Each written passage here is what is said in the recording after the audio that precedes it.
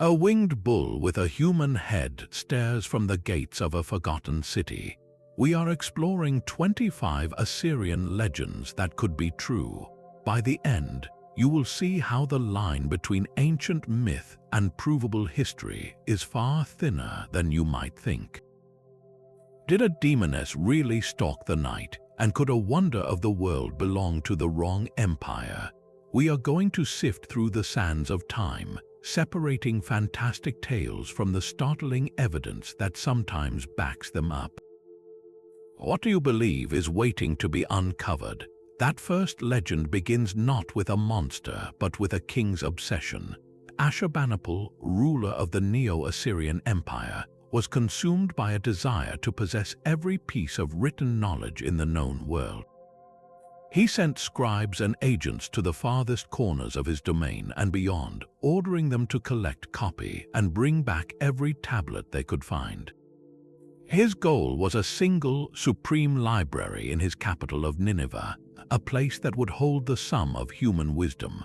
For centuries after his empire fell, this was considered a magnificent myth, a storyteller's exaggeration about a king who wanted to own the world's thoughts.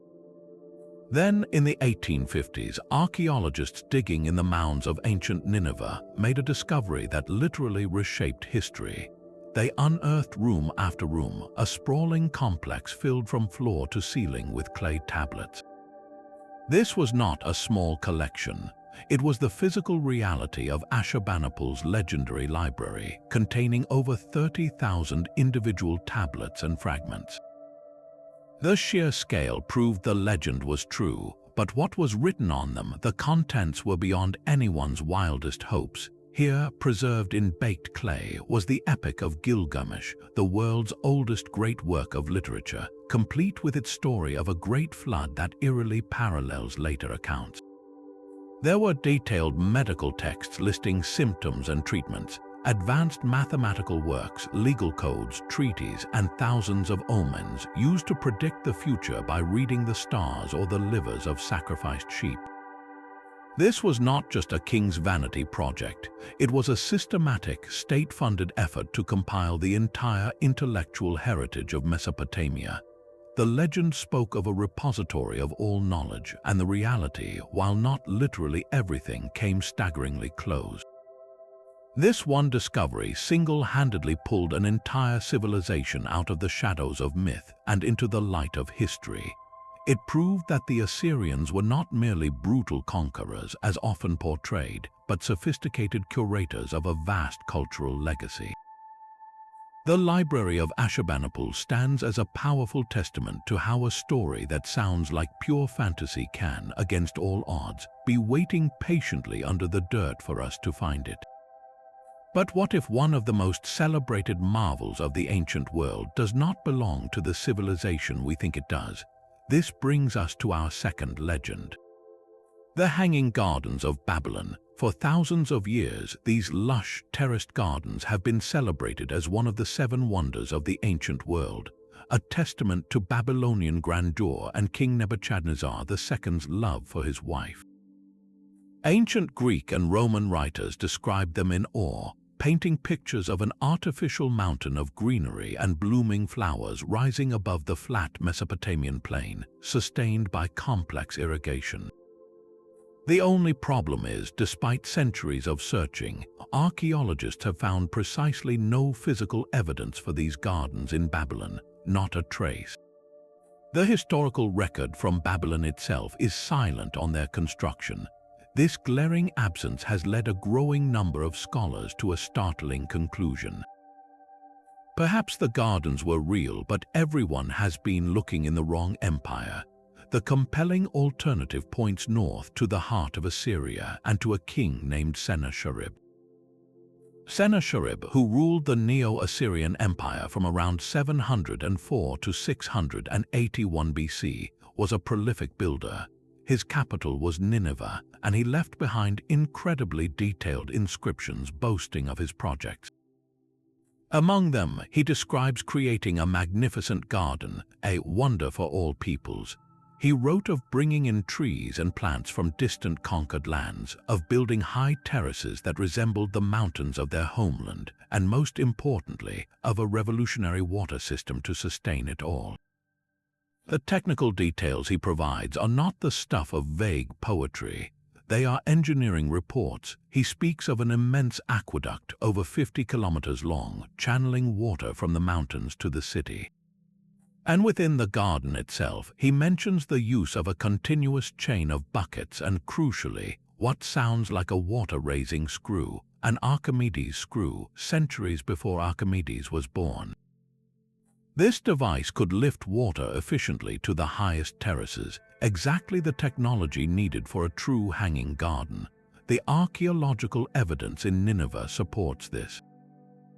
Remains of Sennacherib's vast aqueduct system have been found. His palace reliefs even show a lush, terraced garden. So why did the Greeks later credit Babylon? The theory suggests a case of mistaken identity over time. After the Assyrian Empire fell, its grandeur faded from memory, while Babylon remained a powerful symbol of the East for Greek historians like Herodotus. It is possible that stories of a spectacular Eastern garden persisted, and later writers, hearing of Babylon's own greatness, simply attached the wonder to the more famous name. The legend of the Hanging Gardens is almost certainly true in its essence, a breathtaking feat of engineering and horticulture, but the real mystery is not if they existed but where. The weight of evidence, from detailed royal inscriptions to physical ruins, now points strongly to an Assyrian king in Nineveh, suggesting that one of history's most famous wonders may have been an Assyrian legend all along. From breathtaking gardens we move to something far darker, the whispered threats meant to guard them for eternity. The Assyrian kings were not content with mere walls and soldiers to protect their treasures. They invoked the gods themselves, inscribing dire warnings meant to strike terror into the heart of any potential thief. These are the legendary curses of the Assyrian kings, and they were not just stories. They were carved in stone for all to see. Take the words of King Ashurnasirpal II, inscribed on the walls of his magnificent palace at Nimrud. His curse is chillingly specific. He declares that any future ruler who removes his name or damages his work will have his own name and seed destroyed from the land. The gods Ashur and Adad, he promises, will bring about his defeat and scatter his armies to the winds. This was not an empty threat, but a formal contract with the divine, a legal and spiritual deterrent written into the very fabric of the building. But did they work? Were these curses effective? In their own time, almost certainly yes. To an ancient Assyrian, these words carried immense power. They were a public declaration that the king had the full backing of the pantheon, and to defy them was to invite cosmic consequences. It was psychological warfare carved in cuneiform, a powerful tool of propaganda that reinforced the king's divine authority and protected his legacy from rivals who might seek to erase him. The real question is whether these ancient maledictions hold any power in the modern world. Here, the legend grows. The 19th century saw a rush of European archaeologists and adventurers excavating Assyrian sites, often with little regard for the ancient warnings. Stories began to circulate of misfortunes befalling those who disturbed the tombs and palaces. Unexplained illnesses, sudden financial ruin, or strange accidents were sometimes retroactively linked to the curses they had ignored. While these anecdotes are dismissed by science as coincidence or the natural dangers of early archaeology, they speak to the enduring psychological grip of these ancient words. The curses were designed to create fear, and even millennia later, in the rational light of the modern day, a shadow of that fear remains, so the legend of the curse holds a double truth.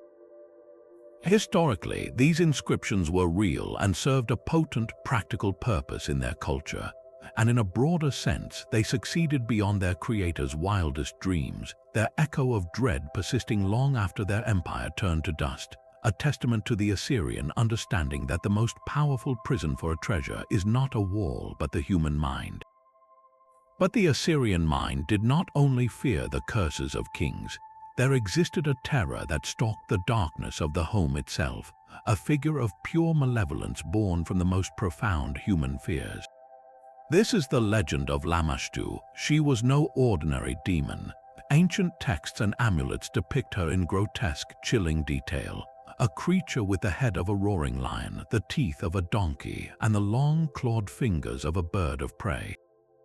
Often she was shown standing on a donkey, clutching serpents in each hand, with a suckling pig and dog at her breasts. Her sole purpose was to inflict harm upon the most vulnerable.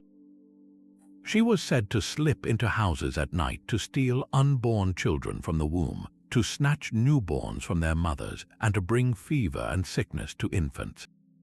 The legend of Lamashtu was a story crafted from the shadow of a terrifying reality. In the ancient world, childbirth was perilous and infant mortality was tragically common. Diseases that we now prevent or easily treat were mysterious, unstoppable forces. The legend gave a name, a face, and a reason to that random, devastating grief. It transformed an incomprehensible tragedy into a conflict with a tangible enemy. This was not merely a campfire tale. The belief in Lamashtu was woven into the very fabric of Assyrian daily life, a central part of their medical and spiritual worldview. To combat her, people turned to powerful defenses. Archaeologists have found countless protective amulets, small clay or stone plaques carved with her horrific image. The logic was potent. By wearing the image of the demon, you could turn her own power against her, a kind of spiritual vaccination. Even more revealing are the incantation tablets. These were precise, formal prescriptions against her. A worried family would consult a priest or healer who would recite specific spells to drive Lamashtu away, often invoking the aid of a rival benevolent spirit named Pazuzu to chase her back to the underworld. The sheer volume of these artifacts tells us something profound. The legend of Lamashtu was a communal coping mechanism, a way for an entire society to confront its deepest fears. By creating a monster, they created a protocol to fight back. It gave people a sense of agency in the face of the unknown. So while Lamashtu herself was a mythical fiend, the terror she represented was devastatingly real. Her legend stands as a poignant, haunting testament to how ancient people used story not just for entertainment, but as a vital tool for survival, carving their fears into clay so they might, however symbolically, keep the darkness at bay. The shadow of Lamashtu reveals how legends could give form to invisible fears, but the Assyrians also crafted stories from very visible, brutal realities to shape the world around them. The fifth legend forces us to confront the most infamous aspect of their reputation, the sheer, calculated terror of their warfare. We have all heard the stories of Assyrian cruelty, but one event stands as a chilling case study, the siege of Lachish. In 701 BC, King Sennacherib's army marched against the rebellious Judean city. The conflict was real, the outcome decisive. But what happened after the walls fell entered the realm of legend, specifically the claim that captured enemies were flayed, that their skin was removed. To understand this, we must look at Sennacherib's own account, not written on tablets but carved in stone on the walls of his palace. The Lachish reliefs are a sprawling, panoramic record of the battle. They show the relentless Assyrian war machine in action, siege ramps scaling walls, archers raining arrows, and prisoners being led away. Then come the more harrowing scenes. Captives are shown being impaled on stakes outside the city. Others are depicted in postures of extreme suffering, with Assyrian soldiers holding tools near their bodies. Some historians argue these tools and the way the skin is depicted on certain figures suggest the act of flaying. This is not a hidden horror, it is a monumental public display. So, was the legend true? Were prisoners actually skinned? The reliefs are not a photograph, they are a deliberate narrative commissioned by the king. This is where the legend splits into two powerful truths. On one level, yes, such brutal punishments were documented in Assyrian texts and were likely practiced as the ultimate penalty for rebellion, a grim reality of the ancient world. The legend has a basis in horrific fact, but the deeper truth lies in the purpose of displaying it. Sennacherib did not have these scenes carved for private enjoyment. They were propaganda on a colossal scale. Imagine a foreign ambassador or a visiting ruler walking through those palace halls. They would be surrounded by these images, a visceral, unavoidable lesson. The message was simple and brutal: rebel, and this will happen to you and your people. The legend of flaying, therefore, transcends the mere act. It becomes a weapon of psychological warfare, engineered to spread fear faster than any army could march. The terror of the story was more valuable than the terror of the event itself. It was designed to make cities surrender without a fight, to break the will of future enemies before the first arrow was fired. So the legend holds a double edge. It likely reflects a real, brutal practice, a tool of punishment, but its amplification and permanent display reveal the Assyrian genius for using narrative as an instrument of empire, crafting a legend of invincible cruelty to control the minds of an entire region. The psychological warfare of the palace reliefs was designed to crush the spirit of rebellion before it could even form. But what about a voice that spoke from within the belly of the beast itself, a lone figure daring to challenge the empire's very conscience?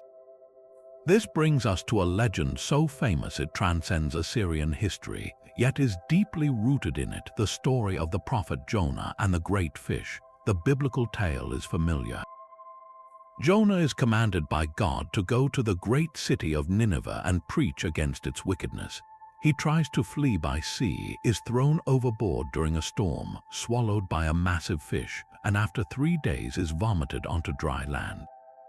He then goes to Nineveh, delivers his message, and to his own surprise, the entire city, from the king down to the common people, repents in sackcloth and ashes. For centuries, this was read as a purely theological parable about obedience and mercy. But when you place it against the backdrop of actual history, a fascinating possibility emerges. Nineveh was not a myth. It was the colossal, awe-inspiring capital of the Neo-Assyrian Empire at its height, a city of staggering wealth and, by biblical accounts, profound cruelty. It was the very symbol of oppressive imperial power to the smaller kingdoms of Israel and Judah. The idea of a Hebrew prophet being sent there would be akin to sending a lone critic into the heart of a terrifying superpower, a mission that felt tantamount to a death sentence. This context reframes the famous fish. Could the great fish be a powerful metaphor rather than a literal creature? Consider Jonah's experience. He is trapped in a dark, confined, suffocating space, utterly powerless, being carried to a destination not of his choosing.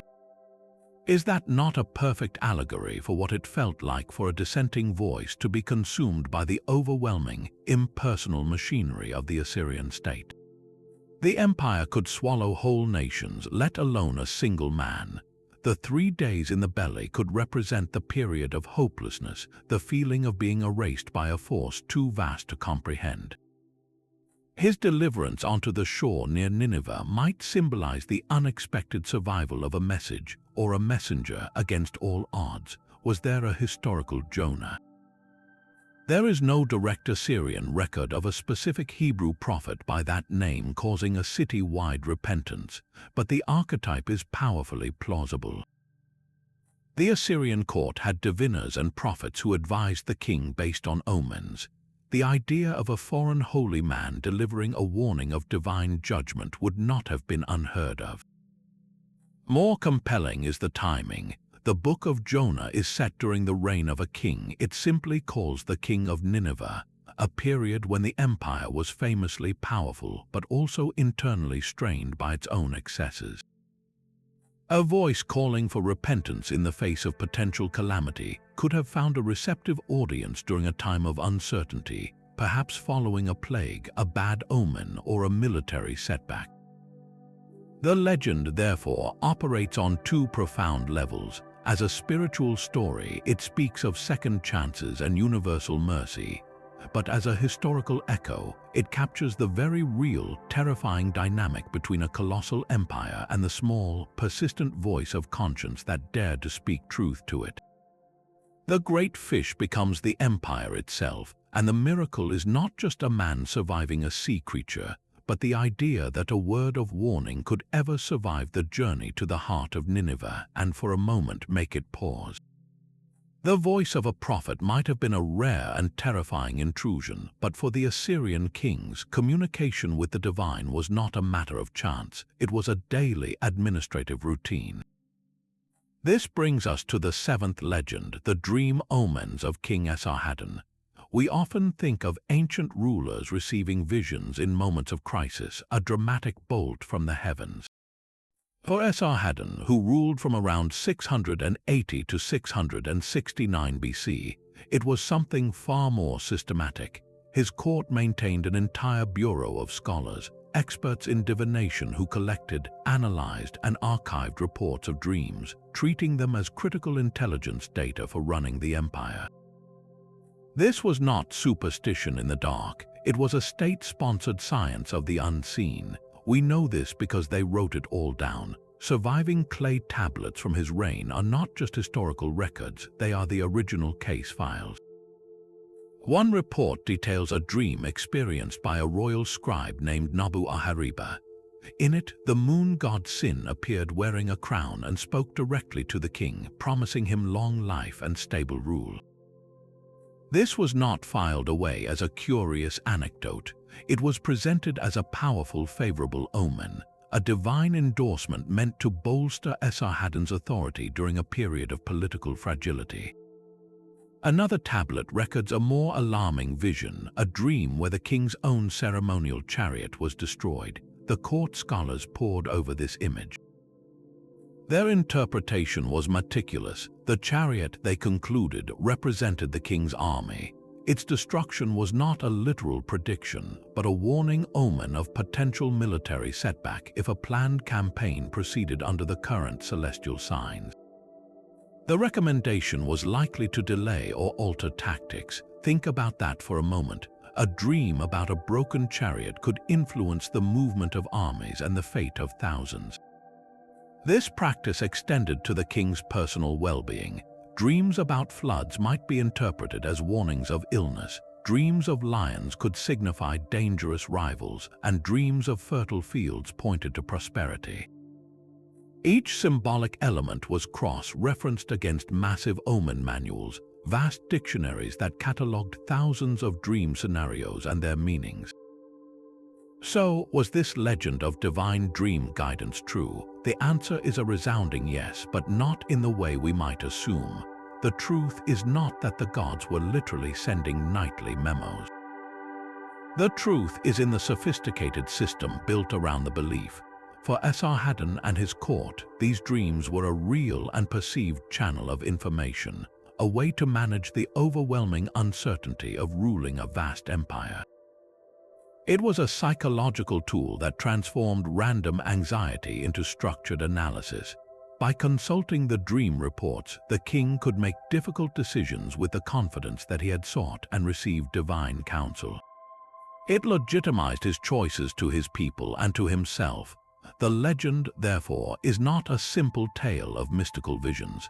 It is the story of an empire attempting to bureaucratize fate, to bring the chaotic world of dreams into the orderly realm of statecraft, using clay tablets and scholarly consensus to navigate the shadows of the future. The dreams of kings were analyzed by scholars, but the gates to the world of the gods were guarded by beings of pure nightmare. High in the mountains where the sun god Shamash was believed to journey each night, the legend spoke of the girtablullu, the scorpion men. These were not simple monsters, carved into cylinder seals and described in epic poetry. They stood as colossal hybrids with the powerful, armored torso of a man rising from the segmented body and lethal, curved tail of a giant scorpion. Their gaze was said to be death itself. In the Epic of Gilgamesh, when the hero seeks the secret of eternal life, His path leads him to the twin peaks known as the Mountains of Lamashtu, the place of sunrise and sunset.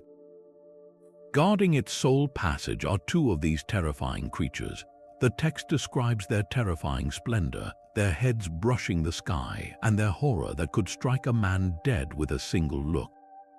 Gilgamesh must summon all his courage, shield his eyes, and appeal to them with respect, explaining his divine quest. Only then are the gates opened for him. This is the heart of the legend. They are not mindless beasts, but disciplined, divine sentinels. They are the ultimate border guards, protecting the sacred threshold between the mortal world and the realm of the gods. So where did such a specific, chilling concept come from? One compelling theory points to the royal court. The Assyrian kings were protected by elite, highly trained bodyguards. Could the Scorpion Man be a mythological projection of these formidable protectors? Imagine a guard in gleaming scale armor, a helmet with a crest, holding a spear and a shield emblazoned with the royal insignia. To a superstitious populace or a conquered enemy, such a figure, standing immovable at the palace gates, might indeed seem like a hybrid being, part man, part impervious, stinging creature. The scorpion itself was a potent symbol of lethal defense in Mesopotamian art. Translating that symbol onto the ultimate protectors, those who guard the gates of the sun god, creates a powerful metaphorical image. But there is a more visceral, earthly inspiration as well. The deserts and rocky foothills of Mesopotamia were home to real scorpions, whose sudden, painful, and sometimes fatal stings were a constant danger. Personifying that very real, lurking threat into a towering, intelligent guardian of sacred spaces makes profound psychological sense. It transforms a random hazard of the natural world into a purposeful entity with a role in the cosmic order. The legend of the Scorpion Men, therefore, sits at a fascinating crossroads. It could be a symbolic representation of real human institutions, the King's Guard magnified to mythical proportions. Simultaneously, it could be a folk memory, a story crafted to explain and give meaning to the very real, creeping dread of the desert sting. They were the perfect guardians because they embodied two fundamental fears: the fear of nature's unpredictable venom, and the fear of the impenetrable, armored power that stands between you and the divine. The Scorpion Men guarded the celestial gates, but on earth, the thresholds of Assyrian power were watched over by beings of even greater grandeur and far more tangible presence. These are the lamassu. To stand before one was to experience a legend carved in stone, a creature of impossible scale and hybrid power. These were not statues in the modern sense. They were architectural entities, colossal figures that formed the very gates and walls of royal palaces and cities. Typically depicted as a winged bull or lion with the dignified, bearded head of a human king, crowned with the horned tiara of divinity, they were a masterful fusion of symbolic traits. The bull represented immense strength and stability, the lion embodied royal authority and ferocity, the wings signified the speed to carry protective spirits anywhere, and the human head conveyed the intelligence and watchfulness of a sovereign. They were, in essence, a perfect mythological composite, a divine recipe for the ultimate guardian, but their purpose was deeply practical, rooted in the psychology of power. Imagine you are a foreign ambassador, a conquered ruler, or even a common subject summoned to the court of an Assyrian king. Your journey culminates at the palace entrance, and there, looming over you, is a lamassu. It stands 15, sometimes 20 feet tall, carved from a single block of alabaster. From the front, it appears to stand calmly, a sentinel at rest. But as you pass through the gateway, you see its side view, and it takes a step forward, one powerful leg advancing in a perpetual, frozen march. This ingenious design created a profound optical illusion. The creature was both static and in motion, watching you approach and then seeming to stride alongside you as you entered. It was a moment of calculated awe, a silent announcement that you are now within a realm where the normal rules of reality were suspended, where the king commanded forces that blended animal power, human wisdom, and divine right. The legend of the Lamassu as supernatural protectors was therefore a self-fulfilling prophecy. They were called Shedu and Lamassu, terms for protective genii or spirits. By giving these spirits a colossal, physical form at every critical threshold, the Assyrians made the intangible legend a concrete, overwhelming experience. The message was unambiguous. The kingdom was protected by more than just soldiers. It was watched over by beings from a higher order. For a visitor, this was not merely art, it was a direct communication of imperial ideology. The fear they inspired was not the fear of a monster, but the deeper, more unsettling fear of absolute, divinely sanctioned authority. The Lamassu made the empire's claim to cosmic legitimacy something you had to walk beneath, a weight you felt on your shoulders before you even laid eyes on the king. They were the architectural embodiment of a threat and a promise. Stand in awe, submit to order, and you will be under our protection. Rebel, and you face the collective might these stone giants represent. The stone gaze of the Lamassu guarded the gates of kings, but the legends preserved within those walls spoke of a far greater cataclysm, one that threatened to wash away the world itself.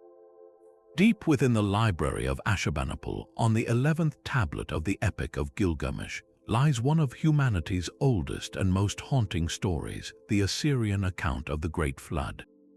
In his quest for immortality, Gilgamesh seeks out Utnapishtim, the one man granted eternal life by the gods. Utnapishtim's story is not one of heroism but of survival. The god E, taking pity on him, whispers a warning through the reed walls of his house, telling him to abandon his possessions and build a giant boat. The instructions are precise: a vast cube-shaped vessel sealed with bitumen, with rooms for his family, craftsmen, and the seed of all living creatures. He builds it amid the ridicule of his neighbors, loads it with his kin and animals, and then the storm arrives. For 6 days and 7 nights, the deluge rages, so terrifying that even the gods cower in fear at the destruction they have unleashed. When the flood subsides, Utnapishtim's boat comes to rest on a mountain. He sends out a dove, then a swallow, and finally a raven which does not return, signaling that dry land has emerged. His story ends with the gods granting him and his wife immortality for preserving life. The parallels to the later biblical story of Noah are nothing short of staggering. The divine warning, the meticulously built ark, the gathering of animals, the devastating flood, the mountain landing, and the release of birds to find land, the narrative skeleton is virtually identical. This is not a case of simple coincidence. The Assyrian version, copied from much older Babylonian and Sumerian sources, predates the Hebrew scriptures by well over 1,000 years. So what are we to make of this echo across centuries and cultures? The most compelling explanation is that the legend preserves a deep cultural memory of a real and catastrophic event. Mesopotamia, the land between the Tigris and Euphrates rivers, was a civilization built on fertile soil deposited by frequent, unpredictable flooding. Occasionally, these floods could be apocalyptic, breaching natural levees and wiping out entire settlements. Archaeologists have found evidence of massive flood silt layers at ancient sites like dating to around 2900 BC, a layer of clean clay nearly 3 meters thick separating earlier and later cities. A flood of that scale would have been a world-ending event for the people who lived through it, and trauma so profound it became woven into the foundational myths of the region. The Assyrians, as curators of Mesopotamian tradition, preserved this story not as mere entertainment, but as a core piece of their understanding of the world, a tale of divine anger, human obedience, and a fragile second chance for civilization. The legend of the flood, therefore, holds a profound double truth. On one level, it is a powerful mythological narrative about the relationship between humanity and the gods. On a deeper historical level, it is likely a magnified memory of a genuine environmental disaster that reshaped the early human experience in the Fertile Crescent. It shows us how a single, terrifying event can ripple through time, transformed by each culture that inherits it, from the clay tablets of Nineveh to the scrolls of Genesis, a shared story of survival written in water and mud. The flood story shows how legends preserve deep cultural memories, but what happens when a single origin story is borrowed to elevate an entire dynasty? The legend of Sargon of Akkad's birth is a tale so powerful it echoes across 1,000 years.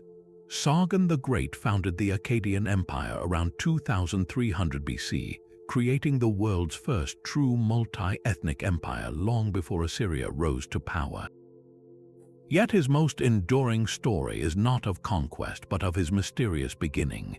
The legend, preserved on clay tablets, says he was the secret son of a priestess. To hide him, his mother placed the infant in a reed basket sealed with bitumen and set him adrift on the Euphrates River. A humble gardener named Aki found the basket, drew the baby from the water, and raised him as his own son. From these obscure origins, Sargon would rise to become cupbearer to the king of Kish and eventually the ruler of all Mesopotamia. The parallel to the later story of Moses in the bulrushes is unmistakable and raises a fascinating question. Did the Hebrew scribes know this ancient Mesopotamian tale, or does the motif of the river-born child simply tap into a universal archetype of the destined leader saved from water? For the Assyrians, however, Sargon was not a distant archetype, he was a direct ancestor. Kings like Sargon II and Esarhaddon explicitly named themselves after him, claiming descent in their royal inscriptions. They styled themselves as heirs to his legacy of imperial unity and divine favor. This is where the legend transforms from a folk tale into a potent political tool. Why would the mighty Assyrian emperors, with their own formidable achievements, feel the need to link their bloodline to a ruler who lived over 1,000 years earlier? The answer lies in legitimacy. Sargon of Akkad represented a golden age of Mesopotamian power, a founder who established a template for empire. By claiming descent from him, an Assyrian king was not just taking a throne, he was fulfilling a preordained destiny, stepping into a role sanctioned by antiquity and the gods. It connected their rule to a timeless, heroic past, smoothing over any potential questions about their own right to power. So was the basket story true? The historical Sargon was undoubtedly real. His empire is well attested archaeologically, but his origin myth likely belongs to the realm of political poetry. It serves a classic narrative function, establishing the hero as a man of the people with a divinely mysterious birth, a figure who rises by pure merit and hidden nobility. For later Assyrian kings, embracing this legend was a masterstroke. It allowed them to wrap their often brutal and pragmatic reigns in the illustrious, almost mythical mantle of Sargon. They were not merely conquerors, they were the rightful inheritors of a primordial mandate. The truth of the legend, therefore, lies not in the details of the basket but in its enduring power. It shows how a story can become a crown and how a dynasty can build its throne upon a single, carefully chosen tale from the distant past. A king's desperate whisper in the dark connects two worlds separated by faith and empire. The biblical first book of Samuel tells of King Saul facing the assembled might of the Philistine army, feeling abandoned by God. In his terror, he seeks a medium, a woman known as the Witch of Endor. Disguised, he begs her to summon the spirit of the dead prophet Samuel. The ghost that rises is angry, confirming Saul's doomed fate. For millennia, this was read as a singular, shocking episode of forbidden magic in Hebrew scripture. But when viewed through the lens of Assyrian culture, the story transforms from a unique taboo into a reflection of a widespread, documented practice. The Assyrians had a precise word for the restless dead, the etimu. They believed these ghosts, if not properly appeased, could haunt the living, causing illness and misfortune. But they also believed these spirits retained knowledge from their lives, knowledge that could be accessed. This practice was necromancy, and it was not a shadowy folklore, it was a formal discipline. Archaeologists have unearthed ritual texts, precise manuals on how to summon and question the dead. One such text instructs a practitioner to go to a grave at night, make offerings of flour and water, and recite specific incantations to call the etimu forth so it may speak truth. The purpose was often practical: to discover the cause of a sickness, to find a lost object, or to learn about future events. This places the legend of the Witch of Endor in a startling new light. The story is set in a region and era under the immense cultural shadow of empires like Assyria. The shared belief in the tangible presence of ghosts and the technical possibility of consulting them was part of the common spiritual fabric of the ancient Near East. What the Hebrew text condemns as an abomination, the Assyrian tablets document as a procedure.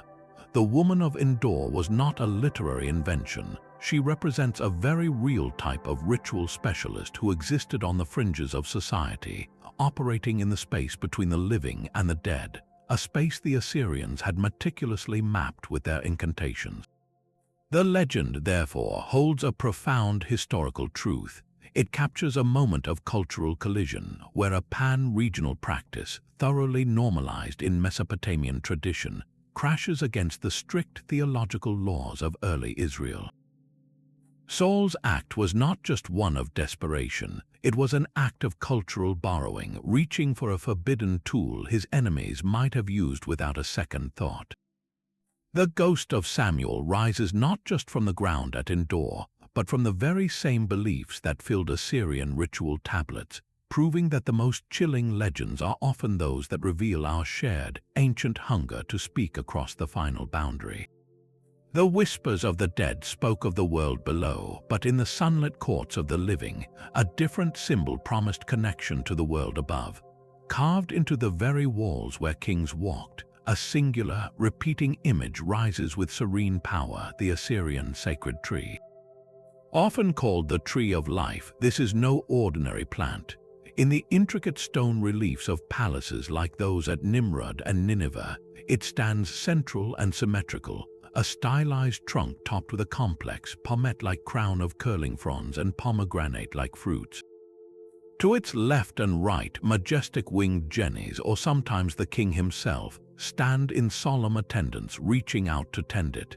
This was not mere decoration. It was a visual legend, a core statement of belief carved in alabaster for all eternity. But what does this mysterious tree truly represent? The answer is as layered as the empire itself. At its most fundamental level, the tree was a potent symbol of fertility and divine order.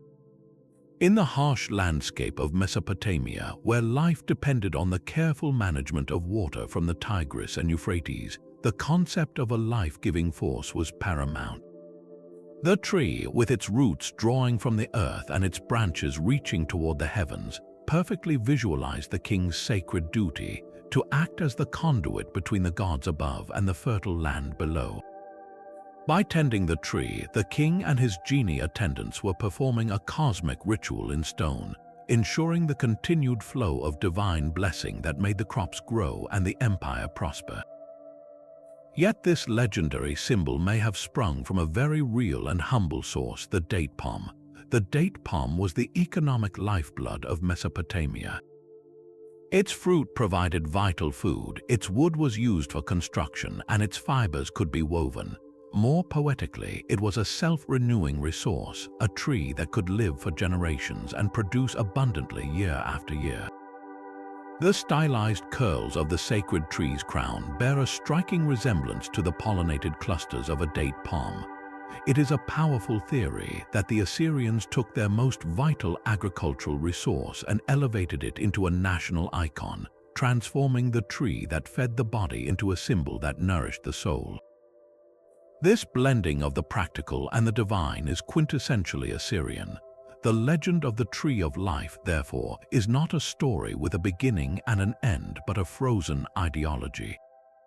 It represents the interconnectedness of all things, the cosmic axis linking the underworld, the earth, and the sky. The king's role in this scheme was absolute. He was the chief gardener of creation, whose just rule and proper rituals kept the tree, and by extension the entire natural and social order in perfect, fruitful balance. So when we look at these ancient carvings, we are not just seeing a mythical plant, we are reading a profound statement of purpose. The legend was real to them, a truth so fundamental it was built into the architecture of power, a silent stone reminder that the health of the kingdom and the favor of the gods grew from the same deeply rooted source. The tree of life symbolized a divine order the king was sworn to uphold, but history shows that even the mightiest empires are vulnerable to forces beyond their control. The 14th legend presents one of history's most dramatic clashes between imperial record and sacred scripture, the mysterious end of the siege of Jerusalem. The biblical book of 2 Kings recounts a stunning miracle. In the year 701 BC, the Assyrian king Sennacherib has the city of Jerusalem surrounded, its king Hezekiah trapped inside. The Assyrian field commander mocks the defenders, boasting that no god can save them. Then, in a single night, the legend says an angel of the Lord goes out and strikes down 185,000 men in the Assyrian camp. By morning, the force is decimated, and Sennacherib is forced to retreat to his capital in Nineveh, where he is later assassinated by his own sons. It is a story of divine intervention on a staggering, apocalyptic scale. But what does the other side say? Sennacherib himself left a detailed account of his campaign against Judah, inscribed on a clay prism. He boasts of conquering 46 of Hezekiah's fortified cities and countless villages, of taking 200,000 people captive. He describes trapping Hezekiah in Jerusalem like a bird in a cage. He lists the immense tribute he forced Hezekiah to pay: gold, silver, precious stones, even Hezekiah's own daughters. It is a record of overwhelming victory, but there is a glaring, telling omission. Nowhere does he claim to have captured Jerusalem. He claims he made Hezekiah a tributary, but he never says he took the city. For a king who documented every military success in exhaustive, proud detail, this silence is deafening. Something prevented the final, crushing victory his narrative builds toward. So we have two irreconcilable stories, one of a miraculous slaughter, the other of a triumphant campaign that curiously stops short of its ultimate goal. The truth likely lies not in angels but in biology. The most plausible historical explanation is a sudden, catastrophic outbreak of disease in the Assyrian camp. An army besieging a city was a perfect breeding ground for epidemic. Thousands of men and animals living in close quarters with poor sanitation near stagnant water sources. Diseases like bubonic plague, typhus, or even a virulent form of dysentery could spread with terrifying speed. Imagine the scene from the walls of Jerusalem. One day, the vast Assyrian host is arrayed for battle. The next, there is visible chaos, smoke from mass cremation pits, a palpable breakdown in order. Then the siege lifts. For the besieged Judeans, this could only be the hand of their God. A plague was not a random natural event in their worldview, it was a direct instrument of divine will. The legend of the angel was the logical, powerful interpretation of a terrifying and liberating reality. This explanation satisfies both records. Sennacherib could still claim a strategic victory. He ravaged Judah, received immense tribute, and technically made Hezekiah submit, all of which was true. He simply omitted the humiliating, demoralizing end where his army was crippled not by enemy soldiers but by an invisible foe. The biblical writers, witnessing their deliverance, recorded the event as they understood it, a miraculous salvation. The legend, therefore, is a profound case study in how history is written. It shows how the same event can be framed as a victory by one side and a miracle by the other, with the messy, tragic truth of disease bridging the gap between the two stories. It reminds us that sometimes the most powerful angels in history are those we cannot see. A plague could cripple an army, but the legends tell of a far more audacious theft, a direct challenge to the cosmic order itself. This is the story of the Anzu bird, a creature of pure mythological terror. Described in ancient poems, the Anzu was no ordinary beast. It was a monstrous hybrid with the body of a mighty eagle, the head of a roaring lion, and a gaze that could freeze the heart. Its wings, when spread, were said to create sandstorms and tempests, but its greatest crime was not its appearance, it was its target. According to the legend, the Anzu coveted ultimate power. It flew into the sacred temple of the god Enlil, the ruler of the pantheon, and stole the tablet of destinies. This was no ordinary clay tablet. It was the divine ledger that recorded the fates of gods and humans, the very script of reality. With it in its possession, the Anzu could rewrite the cosmos, plunging creation into chaos. The gods were thrown into panic, their authority nullified by this act of supreme rebellion. The story that follows is a cosmic manhunt, with the warrior god Ninurta eventually being chosen to confront the monster, retrieve the tablet, and restore divine law. So what does this epic struggle represent? On one level, the Anzu is the ultimate symbol of chaos, a force of nature so powerful and arrogant it dares to usurp the gods themselves. But such potent symbols are rarely born from pure imagination. One compelling inspiration lies in the real skies of Mesopotamia. Look to the Lamashtu, the bearded vulture, a massive bird with a wingspan rivaling that of an eagle, known for its unique habit of dropping bones from great heights to shatter them and eat the marrow. Its fierce, bearded face and incredible power could easily seed tales of a lion-headed raptor. Or consider the Persian imperial eagle, a symbol of royal authority to the empires that often rivaled Assyria. The Anzu could be a mythological amalgamation of these awe-inspiring, fearsome birds, their natural majesty amplified into divine proportions, yet the legend's true power may be as political allegory. In the Assyrian worldview, the king was the earthly representative of the god Ashur, his authority a reflection of the divine mandate. The tablet of destinies, then, symbolizes that sacred right to rule. The Anzu, in this reading, becomes a metaphor for any force that threatens to steal that mandate.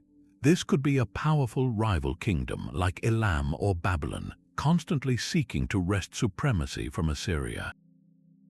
More dangerously, it could represent an internal usurper, a traitorous general or ambitious prince who plots to seize the throne from the rightful king, thereby plunging the empire into civil war and chaos.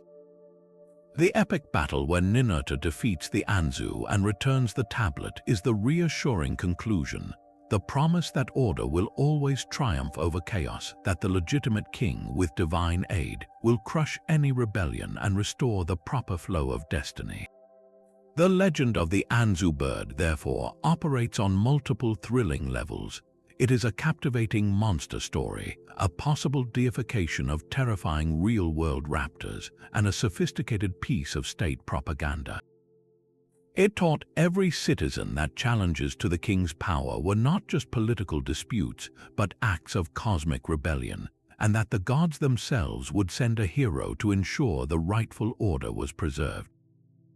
The cosmic order restored by Ninurta was a story carved into the mind of the empire, but the king's authority required a more tangible proof, a ledger of submission from the world itself. This brings us to a legend not of monsters or miracles, but of cold, hard political reality, the legend of the wealthy kingdom of Israel bending its knee to Assyria. For centuries, the biblical narrative of the divided kingdoms of Israel and Judah stood in a historical vacuum, their powerful kings and foreign tributes known only from scripture. Then, in 1846, archaeologists working at Nimrud uncovered a striking black limestone pillar, a monument that would send shockwaves through both archaeology and theology. This was the Black Obelisk of Shalmaneser III. Standing just under 2 meters tall, it is covered on all 4 sides with 5 panels of intricate bas-reliefs, each stacked upon the other, depicting a procession of conquered peoples bringing gifts to the Assyrian king. Among these scenes of exotic animals, precious metals, and strange goods, one panel is utterly unique. It shows a bearded man in distinctive pointed cap and a fringed robe, kneeling on the ground with his forehead touching the dirt in the ultimate act of submission. Behind him, attendants strain under the weight of bars of silver and gold, lumps of precious metal, and other lavish offerings. The cuneiform inscription above this scene does not speak in vague terms. It names the supplicant explicitly. It reads, "The tribute of Jehu, son of Omri. I received from him silver, gold, a golden bowl, a golden vase, golden goblets, golden buckets, tin, a staff for a king, and puruhati fruits." This single, stark image is monumental. Jehu was a historical king of Israel, his bloody coup and reign documented in the biblical books of Kings. Here, for the first and only time, we have a contemporary portrait of a biblical figure, not from his own people, but from the annals of his greatest enemy.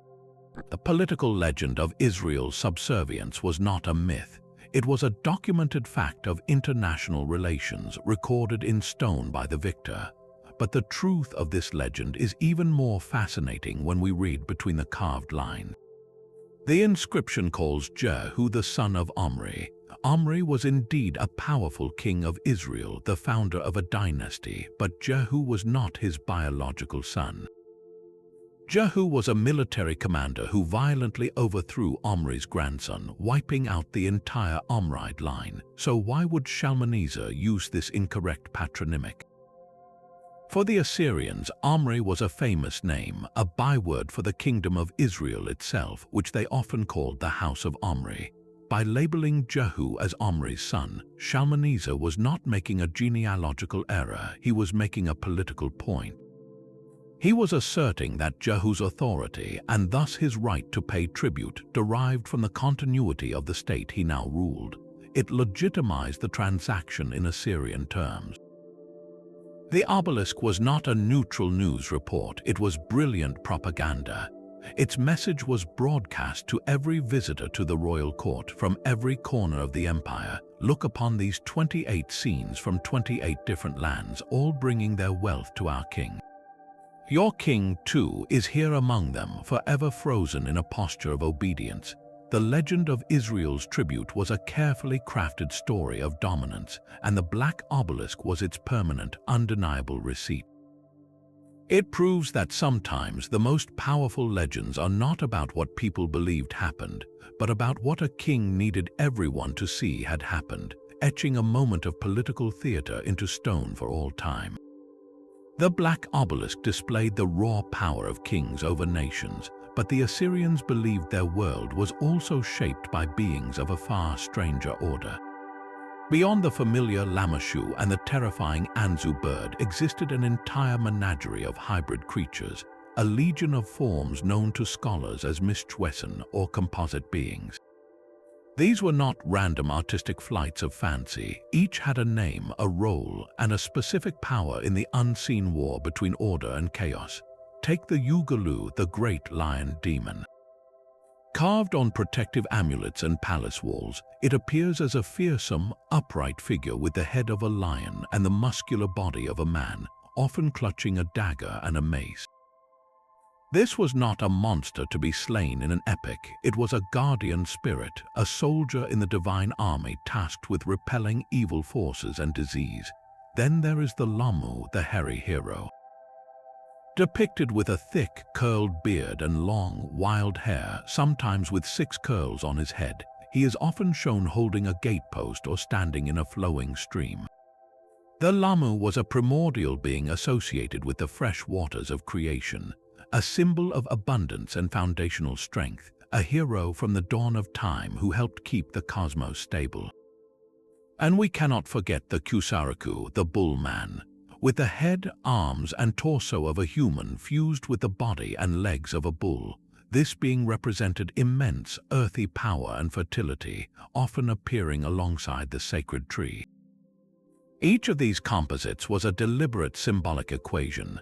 The lion equaled ferocious protection, the bull equaled unstoppable strength, the wild, flowing hair equaled primal, life-giving waters. By combining these traits, the Assyrians were engineering spiritual entities with specialized functions. But were these beings considered real? Absolutely. In the Assyrian worldview, they were as real as the wind or a fever. They inhabited the invisible layers of reality, a parallel dimension that constantly interacted with the human world. This belief made them a practical part of daily life. You did not merely carve an image of the girtablullu on your wall because it looked impressive. You did it because the image itself was believed to harness the creature's protective essence to create a spiritual barrier.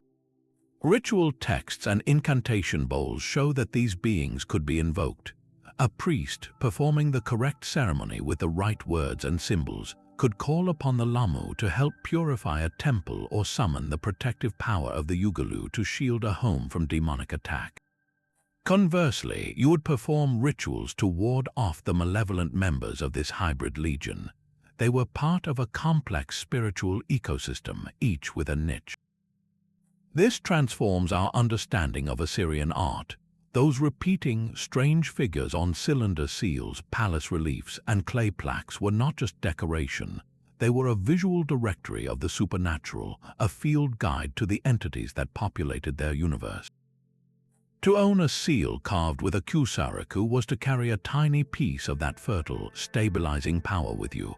To pass through a gate flanked by girtablullu figures was to walk through a cleansed, protected space. The legend of these composite beings is therefore a profound truth about Assyrian consciousness.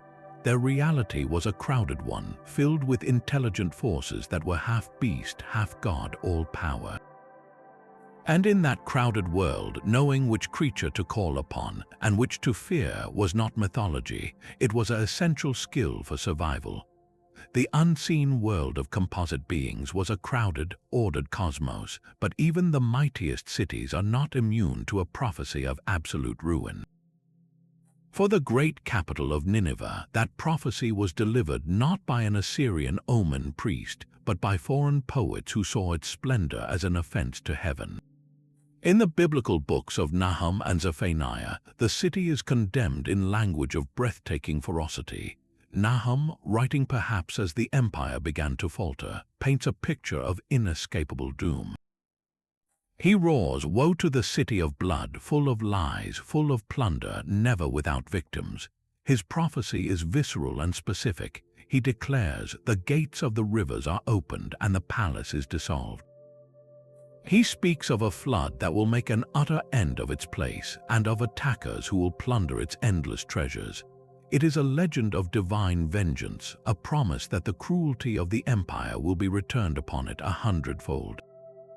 For the oppressed peoples under Assyria's heel, these words were not mere poetry. They were a desperate, fervent hope carved into scrolls. But did this legendary curse find its mark in history?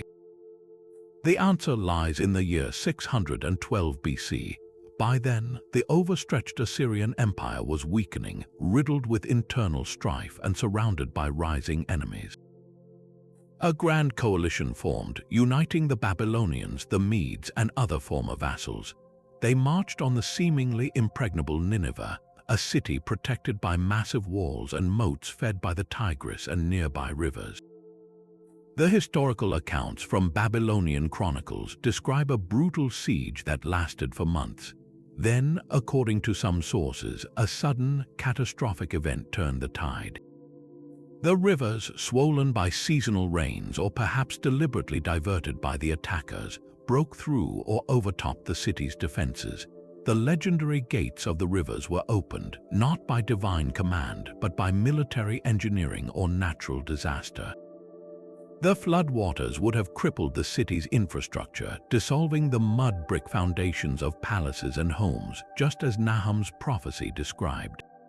The coalition armies poured in through the breach. What followed was a systematic, merciless sack. The city was put to the torch, its palaces and temples burned so thoroughly that the very limestone slabs of the reliefs calcined and turned white. The archaeological record screams this truth. Excavations at Nineveh reveal a thick, uniform layer of ash and charred debris across the entire site. Skeletal remains lie in streets, some trapped in collapsed buildings. The magnificent reliefs show clear signs of intense, targeted fire. The legendary plunder happened too. The vast treasuries of the Assyrian kings were looted, their gold and silver carried off to Babylon, fulfilling the poetic justice of the prophecy. So the legend and the reality perform a terrifying dance. The prophets captured the emotional essence of the event, the shock, the reversal, the overwhelming violence, and framed it as a moral reckoning. The archaeologists uncover the physical proof of that violence, the ash layer and the shattered walls. The poetic line about the palace dissolving finds its counterpart in the literal dissolution of mud brick in floodwaters. The legend, therefore, is true not as a literal weather report from God, but as an astonishingly accurate capture of the historical and emotional truth. Nineveh did not just fall, it was erased in a manner so catastrophic, so complete, that to the survivors and victims of Assyrian rule, it could only be explained as the hand of an angry god finally balancing the scales. The prophecy became the story told about the facts, wrapping the complex politics of siege warfare in the timeless, satisfying narrative of cosmic justice.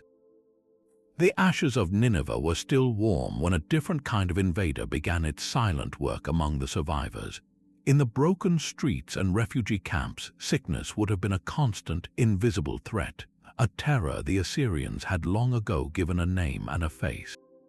Their world was stalked by the Asaku, demons whose sole purpose was to inflict suffering through disease. This was not a vague superstition, but a detailed medical theory. A headache was not merely a pain, it was the grip of a specific demon. A raging fever was not an imbalance of humors, but the fiery presence of another.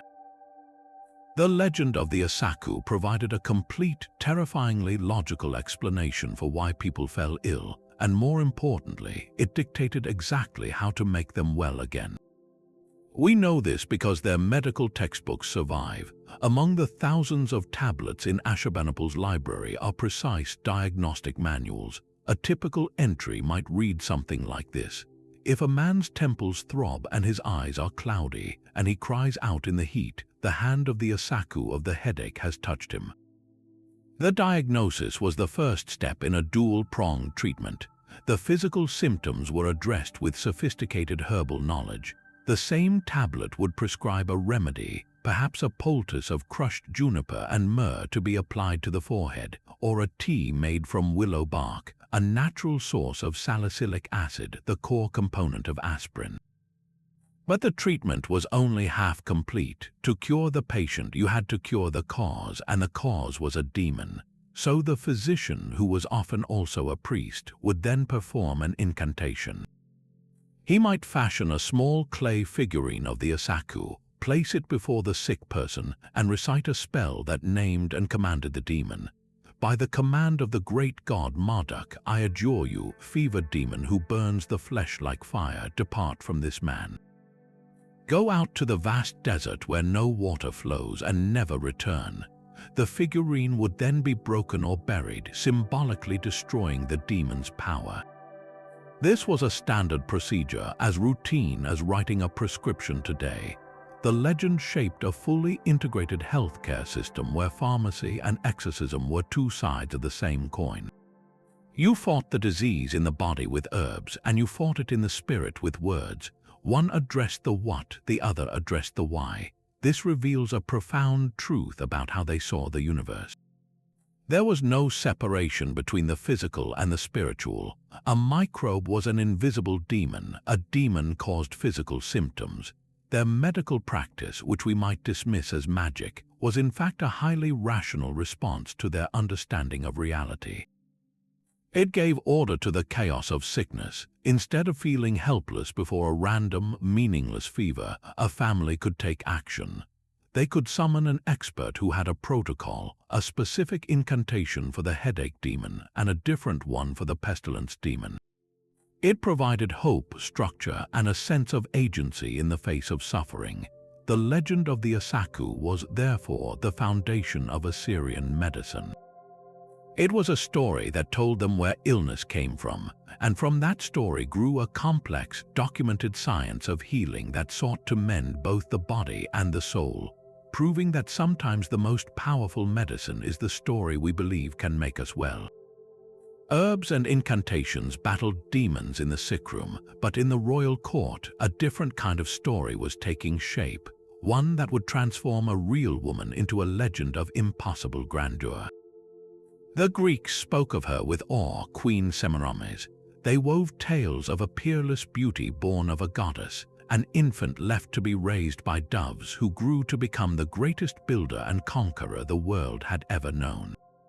According to these later legends, she was the force behind the walls of Babylon. She led armies personally into battle against India, and she ruled with a brilliance and ambition that shamed the kings who came before and after her. It is a spectacular saga, a character so larger than life she seems to belong entirely to myth. Yet, like so many Assyrian legends, this one has a startling kernel of truth at its core, a name etched in stone. That name is Semiramis. In the early 9th century BC, she was not a myth, but the queen mother of the Assyrian Empire, wife of the powerful king Shamshi-Adad V and mother to his successor, Adad-nirari III.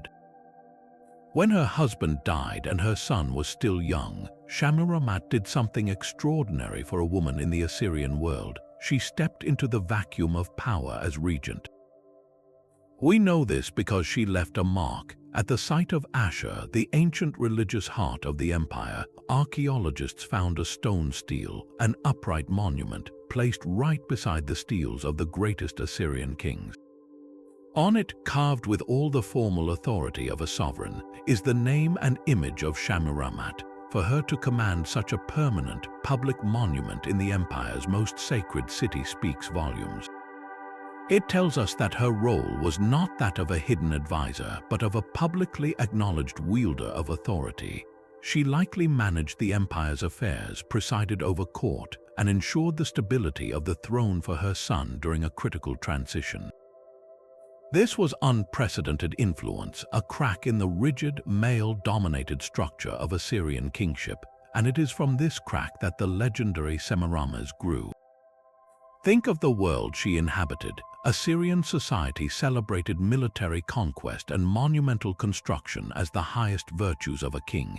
Then, for a period, the de facto ruler was a woman.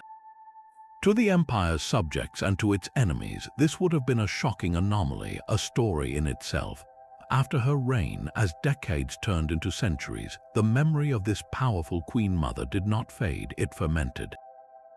Oral tradition, passing from Assyria to the neighboring cultures and finally to the Greek historians like Herodotus, began to amplify her story.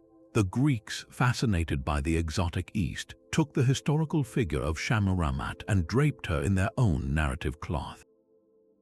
They attributed to her every great achievement they associated with Mesopotamia, the walls of Babylon, which were actually built by Nebuchadnezzar, military campaigns into distant lands, and a personal magnetism that defied all norms. Why? Because a woman who could hold the reins of the Assyrian Empire must have been, in their imaginations, a superhuman figure. The legend of Semiramis is therefore a perfect case study in how history becomes myth. A real woman's legitimate political power was so exceptional, so difficult for later cultures to process, that it could only be explained by transforming her into a demigoddess, a being of divine origin and impossible capability. The historical Semiramis was remarkable because she navigated the existing system of power with skill. The legendary Semiramis was remarkable because she was imagined to have transcended the system entirely. Her story shows us that sometimes the most potent legends are not born from pure fiction, but from a reality so extraordinary that it demands to be explained as fantasy. The demons of disease were a present terror, but the foundation of Assyrian civilization was credited to beings of profound benevolence. Before kings, before empires, even before the Great Flood reshaped the world, the legends speak of the Apkallu, the seven sages. Sent by the wise god these were not human teachers. They were semi-divine beings who emerged from the sweet waters of the cosmic ocean, the Apsu, to bestow the gifts of civilization upon a primitive humanity. Their depictions are as mysterious as their origins. In some carvings and cylinder seals, they appear as fully human, wise figures holding the bucket and cone, tools for ritual purification. In others, they are shown as hybrids, men cloaked in the skin of a fish, with the head of the fish forming a hood over their own. This fish-man form is a powerful symbol, representing their origin from the watery realm of E, the god of wisdom and fresh water, and their role as bringers of knowledge from the deep, ancient past to the dry land of the present. Each sage was said to have served a specific antediluvian king, advising them in the sacred arts of order. What exactly did they teach? The lists are comprehensive. They gave humanity the blueprint for cities, instructing them in architecture and the laying of sacred foundations. They revealed the secrets of writing, turning abstract thought into permanent cuneiform script. They established the laws and rituals of kingship, the very framework of society. They taught agriculture, metallurgy, and the complex system of divination used to interpret the will of the gods. In essence, they provided the complete operating manual for advanced culture. This legend is more than a charming origin story. It is a profound statement about how the Assyrians viewed their own world. They looked at their towering ziggurats, their vast libraries of clay tablets, their intricate legal codes, and they asked a fundamental question: how did we come to know all this? Their answer was that such sophisticated knowledge could not have been developed through slow, human trial and error alone. It had to be a revelation, a divine download from a more perfect age that existed before the cataclysm of the flood washed so much away. The Apkallu represented that lost connection to a purer, divinely instructed past. But could these 7 sages have a basis in real history? Many scholars believe they do, not as fishmen but as cultural memory. The legend likely preserves the deified echoes of the first great innovators of Sumer, the civilization that predated Assyria by thousands of years.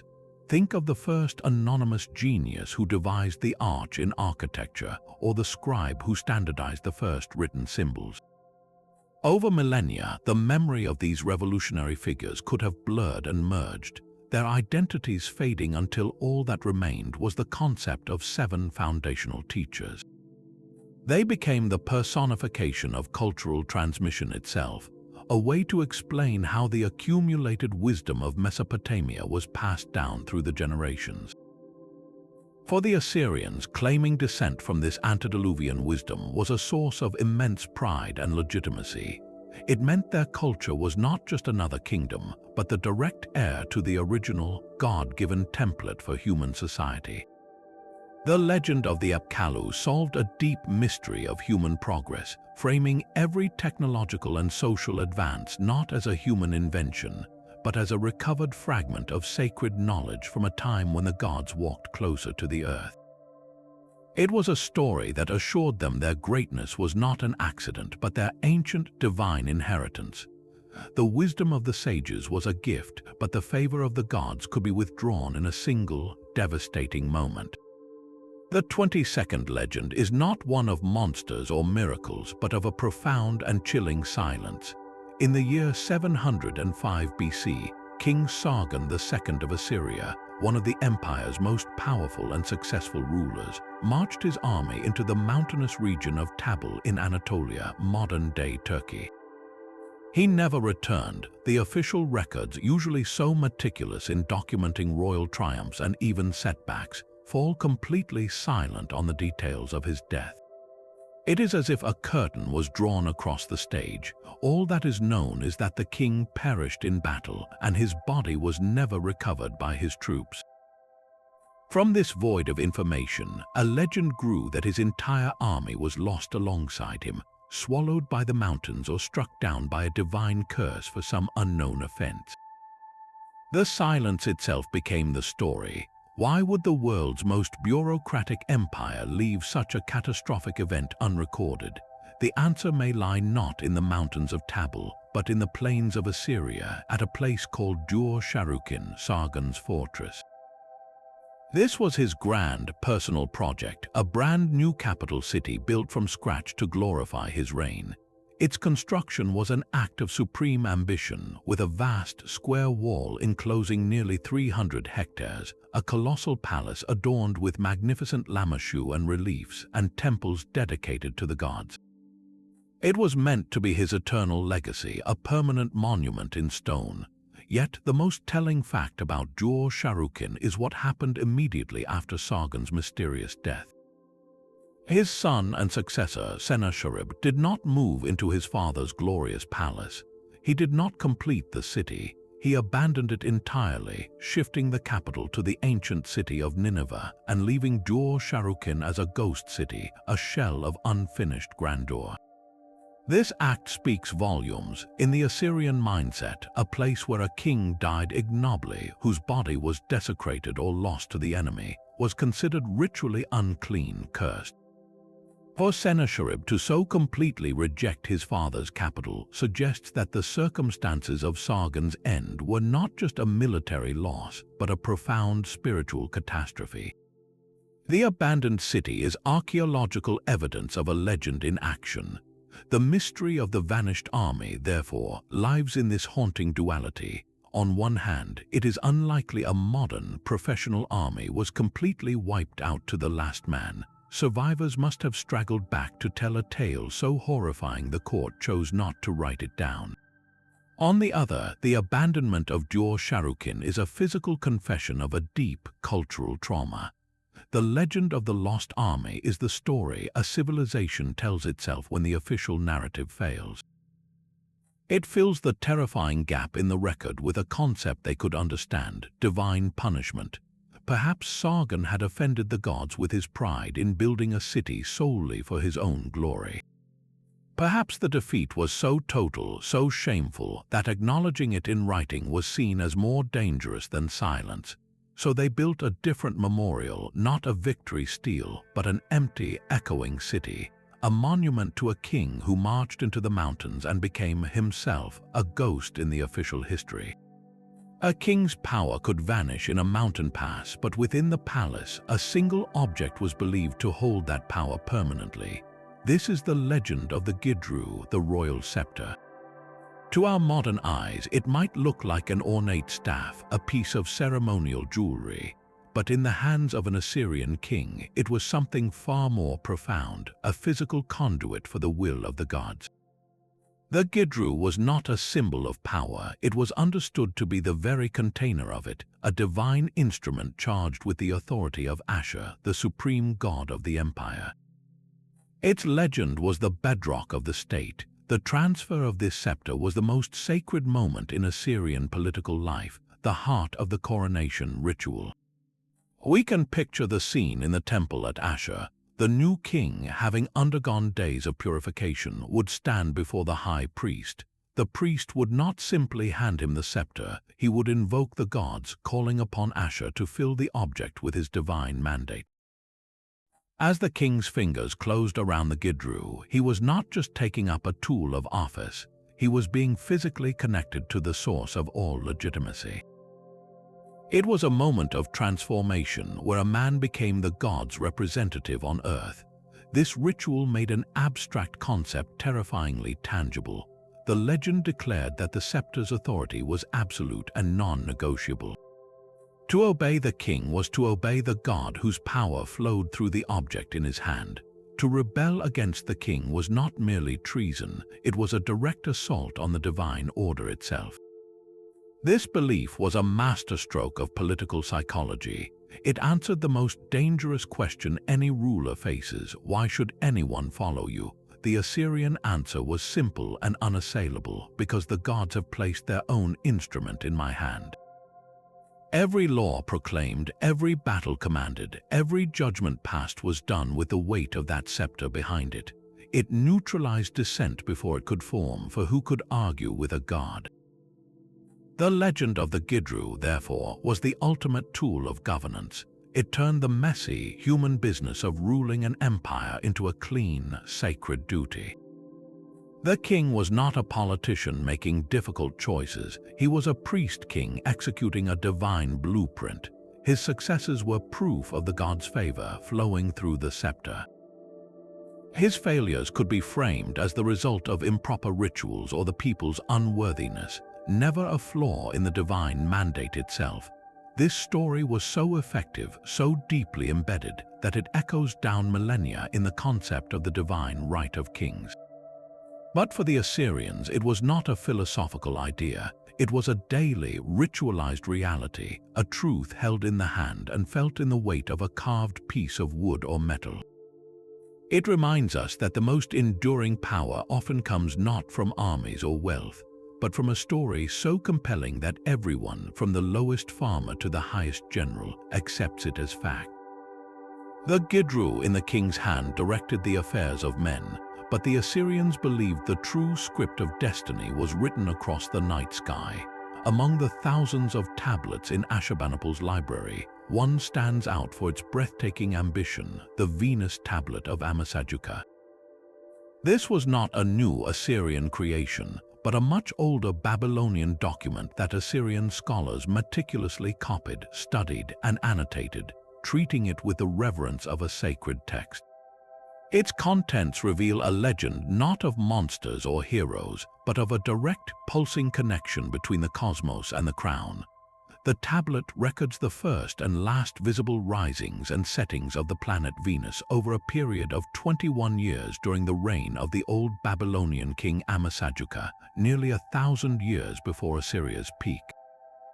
But it does not stop with dry observation. Each celestial event is paired with a specific omen predicting the fate of the king and the land. For instance, one entry might state, "If Venus appears in the east in the month of Ajaru, the king of Akkad will die, and there will be famine in the land." Another promises, "If Venus is bright when it rises, there will be a rising of rains and floods in the land." This was the legendary belief in action, the conviction that the shimmering dance of a planet millions of miles away held immediate, practical consequences for the harvest, the health of the king, and the stability of the state. To dismiss this as mere superstition is to miss its profound sophistication. The Assyrian scholars who preserved this tablet were engaged in a proto-scientific endeavor of the highest order. First, they were practicing rigorous, long-term observation. Tracking the complex 584-day cycle of Venus requires patience and meticulous record-keeping over generations. They were mapping a predictable pattern in nature, the foundation of all astronomy. Second, they were building a database. By correlating celestial events with historical outcomes, good harvests, royal deaths, military victories, they were attempting to find statistical relationships to turn the chaos of human events into a predictable system. It was an early form of data science, using past patterns to forecast future probabilities. The legend was the interpretive layer, the story they told about the data. The movement of Venus was not a neutral mechanical process. It was the visible activity of the goddess Ishtar, a divine being whose moods directly influenced earthly affairs. This blend is what makes the tablet so fascinating. The observation was often precise and empirical, while the interpretation was mythological and symbolic. For the Assyrian king, this system was a vital governing tool. Before launching a military campaign, taking a wife, or even beginning a major construction project, his scholars would consult the celestial omens. A negative Venus reading might cause him to delay an invasion, while a favorable one could provide the divine endorsement needed to mobilize the army with confidence. It was a way to manage risk and uncertainty, to make decisions with the perceived backing of the cosmos itself. The Venus tablet embodies the ultimate Assyrian legend, the belief that heaven and earth were locked in a constant, legible dialogue. The scholars were the translators, reading the stars as one would read the clauses of a divine treaty, forever searching the darkness for a glimpse of what was written next. The celestial dialogue recorded on the Venus tablet was a promise of order, but the final Assyrian legend is a desperate plea for that order to last forever, etched not in the stars but in stone itself. It is the eternal curse on anyone who would dare to destroy a king's monument. This was not a vague superstition, but a formal legal clause appended to royal inscriptions, a direct contract with the future. King Esarhaddon, rebuilding the vandalized city of Babylon, left a warning that chills the blood even across millennia. He declared that any future ruler who neglected his work or erased his name would have the gods Ashur, Sin, and Shamash utterly destroy his name and his seed from the land. They would decree for him a destiny of misery and place a grievous curse upon him so that his corpse would be cast out and he would have no one to mourn him. This was the ultimate threat, not just a painful death, but complete erasure from history and the extinction of one's lineage. The curse was a psychological fortress built around memory itself, designed to make the very thought of vandalism unthinkable by invoking cosmic consequences. Yet the profound irony is that these curses did not work, at least not in the way the kings intended. The enemies of Assyria, the Babylonians and Medes, showed no fear of these divine threats when they razed Nineveh to the ground. They shattered the Lamashtu, defaced the reliefs, and burned the palaces with a systematic fury, their own hatred outweighing any fear of an Assyrian god's vengeance. The monuments were not just damaged, they were obliterated, their curses seemingly powerless against the tide of conquest and revenge. So does this mean the legend failed? Not entirely. While the physical objects were broken, the idea behind the curse, the deep human yearning it represents, has proven indestructible. This legend speaks to our most fundamental fear, the fear of being forgotten. The Assyrian king, for all his temporal power, was just as vulnerable to the erosion of time as anyone else. His curse was an attempt to weaponize his belief system against that oblivion, to project his authority beyond his own lifespan and police the actions of generations yet unborn. In a world without digital backups, the inscription was the only record, and its survival was synonymous with the survival of his legacy. The true defiance of these ancient curses comes from an unexpected quarter: modern archaeology.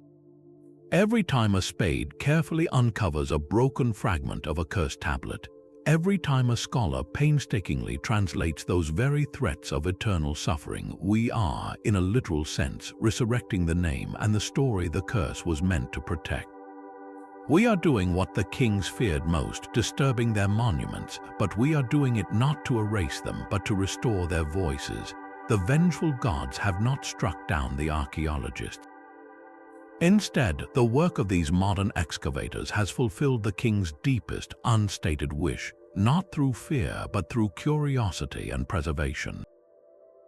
The name of Esarhaddon, far from being destroyed, is now studied in universities around the world. His seed, in the form of his cultural legacy, has not been wiped out but spread further than he could have ever imagined.